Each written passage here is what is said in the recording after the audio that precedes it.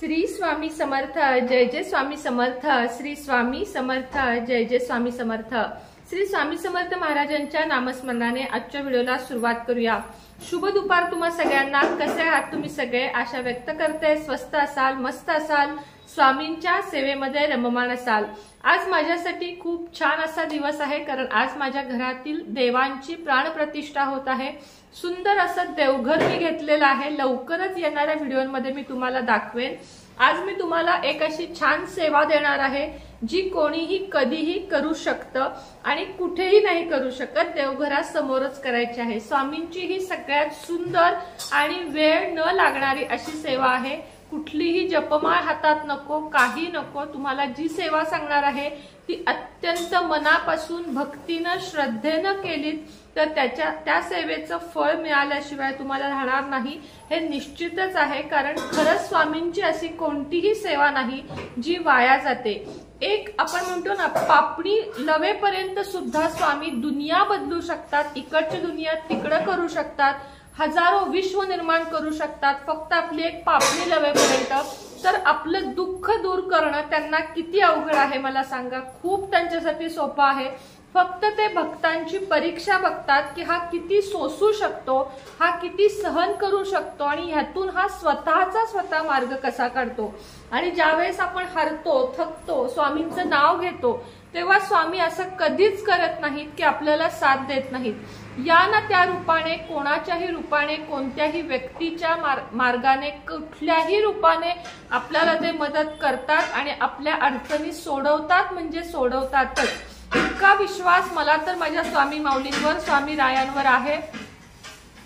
इतका विश्वास माझा तर माझ्या स्वामी माऊलींवर आहे, स्वामी रायांवर आहे। आणि स्वामींनी म्हणजे मी काही स्वामींना मागितलंय आणि त्यांनी मला दिलं नाही असं आजपर्यंत झालेलं नाही।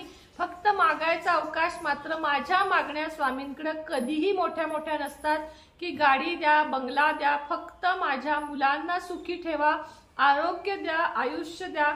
आणि आतापर्यंत मागत आले होते की मला सौभाग्यवती मरण द्या, हे मी कायम स्वामींकडे मागत आले होते। बाकी अशा मोठ्या मोठ्या पैशाच्या करोडो रुपये दे, लाखो रुपये दे, असं तसं स्वामींकडे मी कधीच मागितलं नाही।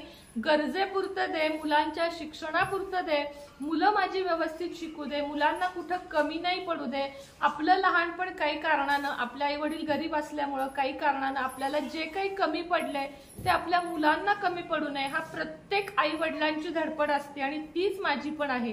मी अजूनपर्यंत स्वामींच्या अशा खूप मोठ्या कुठल्याच सेवा केलेल्या नाहीत की ज्याने तुम्हाला मी असं काही सांगेन। ज्या काही लहान लहान सेवा केल्या आहेत त्या तुमच्यापर्यंत शेअर करायला मला आवडतात। आतापर्यंत गुरुचरित्र पारायण सुद्धा मी एकदाच केलेलं आहे, मात्र हा गेले 20 वर्ष मी स्वामींचं नामस्मरण किंवा तारक मंत्र, हा दिवसातून एकदा तारक मंत्र आणि नामस्मरण जेव्हा जमेल तेव्हा केलं नाही असं झालं नाही।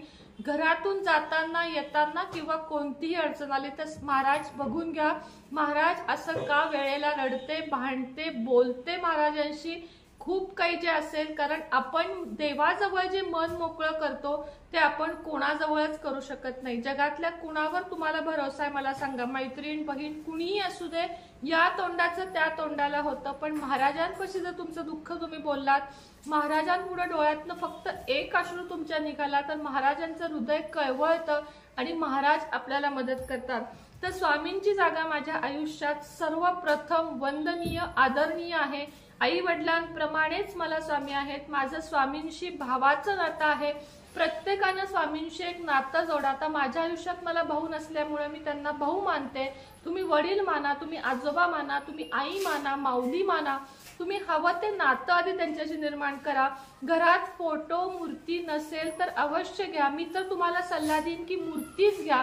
फोटो हॉलमध्ये लावण्यासाठी ठीक आहे, मात्र मूर्तीवर आपण अभिषेक करू शकतो, सेवा करू शकतो, म्हणून मूर्तीच घ्या। मूर्ती हवी असेल तर खाली नंबर देते, मूर्ती पण तुम्ही मागवू शकता, पण आजचा तो विषय नाहीये। मूर्ती घरात असलीच पाहिजे स्वामींची। असं आपल्या स्वामी सेवेकरांचं एकही घर असं नसो की ज्याच्यात स्वामींची मूर्ती नाही। कोणतीही घ्या, पण स्वामींची मूर्ती तुम्ही घ्या। चांदीची घ्या, सोन्याची घ्या, पितळेची घ्या, कोणतीही घ्या, पंचधातूची घ्या, पण मूर्ती घ्या। सगळ्यात आधी तुम्हाला अट घालते की स्वामींची मूर्ती घरामध्ये घ्या, त्याची प्राणप्रतिष्ठा गुरुजी बोलवून व्यवस्थित करा. नसेल गुरुजींची सोय तर 11 वेळा पुरुष सूक्त म्हणत अभिषेक करून, पण एवढं सांगते की 11 वेळा नुसते पुरुष सूक्त म्हणून कधीही प्राणप्रतिष्ठा होत नाही.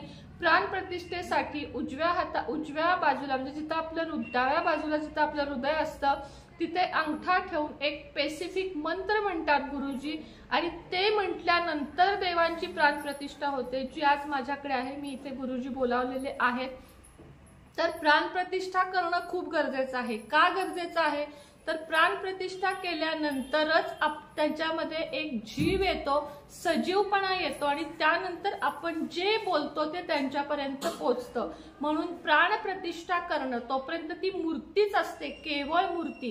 प्राणप्रतिष्ठा केल्याशिवाय मूर्ती ठेवू नका. योग्य ते गुरुजी बोलवा आणि व्यवस्थित प्राणप्रतिष्ठा करा. एकदा काय ते सगळ्या देवांची करून घ्या. एकदा चांगल्या दिवशी गुरुवारच्या वगैरे बोलवा. तुम्ही आतापर्यंत तुम्हीच देव बसवत आला असाल तर तसं करू नका. अगदी व्यवस्थित प्राणप्रतिष्ठा करून घ्या आणि देव घरामध्ये बसवून घ्या. त्यानंतरची आता आजची सेवा मी तुम्हाला कुठली सांगणार आहे. ज्यांना लिहिता येत नाही, वाचता येत नाही, काही हरकत नाही. 3 उदबत्त्या लावायच्या. 3 उदबत्त्या, एक स्वामींसाठी, एक स्वतःसाठी आणि एक घराच्या शांतीसाठी, अशा 3. म्हणजे खरं तर त्या त्रिमूर्ती दत्ताच्या 3 म्हणून लावायच्या असतात.